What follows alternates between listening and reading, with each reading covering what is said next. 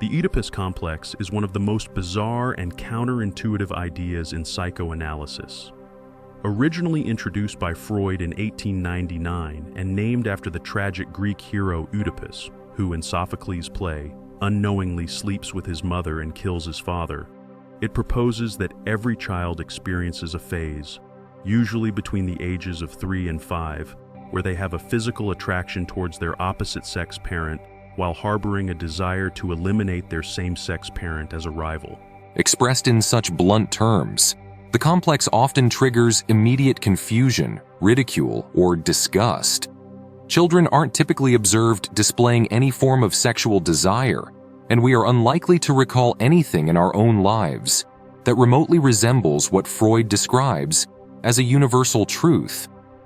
However, the explanatory power of the Oedipus complex tends to increase. Much like many of Freud's concepts, the less literally we interpret it. In other words, it becomes more useful when viewed as offering a broad overview of the origins of human sexuality, rather than as a concrete event in a child's mind. We can think of the Oedipus complex as providing a guiding narrative about how, through various childhood experiences, we develop our unique approach to sexuality. The complex sheds light on several questions. How confident are we in our attractiveness? Are we comfortable with our sexuality, or does it disgust us? Do we expect others to accept or reject our advances? How intimidated are we by our desires? It is noteworthy that responses to these questions vary widely. Some of us struggle with intense feelings of shame and fear, while others find it relatively easy to express and act on their desires in reciprocal situations.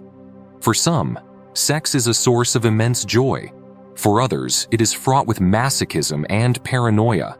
Keeping Freud's ideas in mind, rather than believing that we genuinely wanted to sleep with anyone as children, we might say that we went through a phase of exploring what it means to be attractive to a man or a woman. Importantly, this exploration took the form of a game, one in which we no more wanted things to become real than we would have wished, while playing pirates or jungle explorers in the kitchen, to join an actual Caribbean drug cartel or embark on a real Amazon expedition.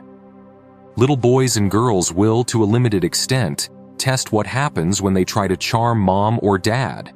They might give an endearing smile and say they want to spend their entire life with one parent and send the other away, or imagine having a little wedding ceremony with just one parent. In such scenarios, the outcome depends heavily on the emotional maturity of the parent. Ideally, when a child initiates this kind of game, the adult should be careful neither to shame nor excite them. They won't say, "Don't be ridiculous," or "That's disgusting." They won't become angry or punitive. They will be sufficiently secure in their own sexuality not to be alarmed by its first echoes in their child. They will recognize what's happening, smile indulgently, and engage in the game just long enough for the child to feel acknowledged and understood. Yet, they will naturally avoid doing anything even remotely seductive in return. They will, with great kindness, ensure the game remains just that, a game. However, many things can go wrong. Some parents are too emotionally fragile to allow a child to explore their budding attractiveness. They may become bitter or sarcastic, dismissive or angry, believing there can only be one leader or one queen bee. Other parents are too consumed by their own worries and depression to allow themselves to be charmed. And then there are parents whose loneliness and confusion lead them to mistake a child's game for a genuine desire for sexual contact, with all the tragic, lifelong repercussions that ensue. If we, as adults, encounter difficulties related to sex, we might, keeping Freud's Oedipal concept in mind, ask ourselves, how much did I feel as a child that I could charm my mother or father? Did they seem to take pleasure in my existence? Were they angry, sad, or simply absent? Was my same-sex parent able to tolerate my games? Or did they respond with bitterness or bullying? Additionally, did my parents provide me with a sense that they understood boundaries and would stop any game when necessary?